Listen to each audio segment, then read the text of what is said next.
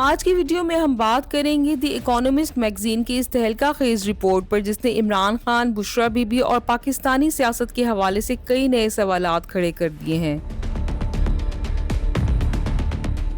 Report کے مطابق بانی پی ٹی آئی کی اصل فیصلہ سازی پر روحانی مشاورت کے اثرات، اہم تقرریوں میں مبینہ مداخلت اور اقتدار کے دوران غیر معمولی عقائد، یہ سب کچھ ایک بار پھر سیاسی بحث کو بھڑکا رہے ہیں۔ برطانوی جریدے دی اکانومسٹ اپنی سخت تحقیق اور غیر جانبدار تجزیوں کے باعث عالمی سطح پر معتبر سمجھا جاتا ہے۔ اس جریدے نے حال ہی میں سینئر صحافی اوون بینٹ جونز کی ایک مفصل رپورٹ شائع کی، جس میں بانی پی ٹی آئی کے نظام حکومت، سیاسی فیصلوں اور بشرا بی بی کے کردار سے متعلق کئی اہم دعوے سامنے لائے گئے۔ رپورٹ کا مرکزی نقطہ یہ تھا عمران خان کی حکومت کے دوران ان کے فیصلوں پر روحانی اور نجومی مشوروں کا اثر مبینہ طور پر بڑھتا گیا۔ رپورٹ کے مطابق وقت کے ساتھ یہ تاثر مضبوط ہوتا گیا کہ عمران خان اہم حکومتی فیصلوں میں روحانی مشاورت پر حد سے زیادہ انحصار کرتے ہیں۔ وہ اصلاحات جن کا وعدہ وہ برسوں سے کرتے آئے، وہ زمین پر نہ اتر سکی، کیونکہ متعدد اہم فیصلے سیاسی حکمت کی بجائے روحانی اشاروں کے تابع ہو گئے۔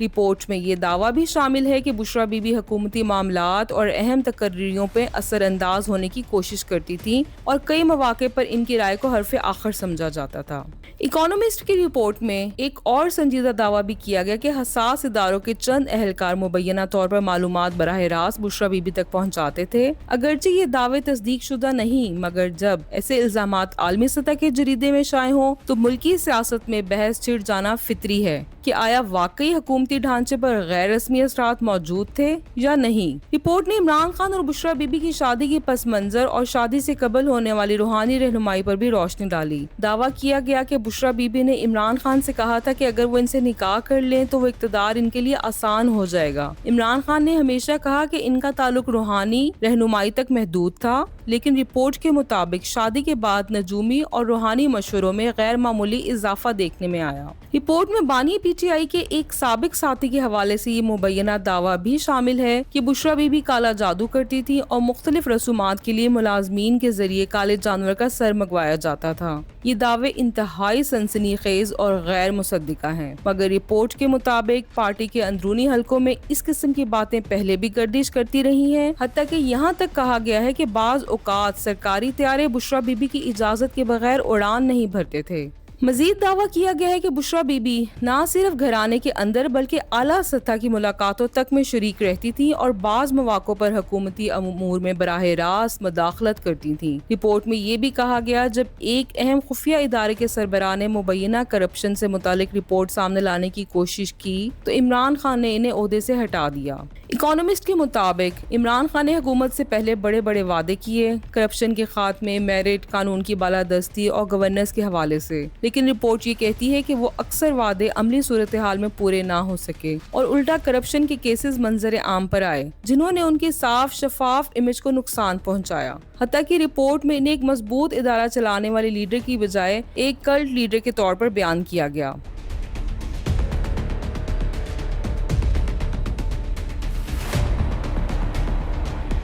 دوسری طرف پنجاب کی وزیر اطلاعات عظمیٰ بخاری نے اس رپورٹ پر شدید رد عمل دیتے ہوئے اسے 100% درست اور حقائق کے مطابق قرار دیا۔ ان کا کہنا تھا کہ بانی پی ٹی آئی کے بعد اب بشرا بی بی کے کارناموں کے چرچے عالمی میڈیا تک جا پہنچے۔ ان کے مطابق برطانوی جریدے کی رپورٹ نے جعلی پیرخانے اور روحانیت کے پردے میں چھپی شیطانیت کو بے نقاب کر دیا ہے۔ عظمیٰ بخاری نے کہا جو شخص مخالفین کو چھوڑنے کے دعوے کرتا تھا وہ خود اپنی زوجہ تک پہنچائی جانے والی معلومات کو روحانیت سمجھ کر چلتا رہا۔ 4 سال تک کوچ، پیرنی اور قریبی شخصیات نے بانی پی ٹی آئی کو بے وقوف بنایا، جبکہ تبدیلی اور کرپشن کے خاتمے کے دعوے داروں سے بشرا بی بی حلال کرپشن کرواتی رہی۔ عظمیٰ بخاری نے مزید کہا کہ جادو ٹونے اور جعلی روحانیت سے ملک نہیں چلتے۔ وہ یہ بھی کہتی ہیں کہ جس روحانیت سے سیاسی مخالفین کو دیوار میں چنوایا جاتا تھا وہ روحانیت خود 3 سال سے دفن ہو چکی ہے۔ ان کا یہ بھی دعویٰ ہے کہ مریم نواز اور رانا ثناءاللہ کو اس مبینہ فرمائش پر ذہنی اذیت دی جاتی رہی، مگر آج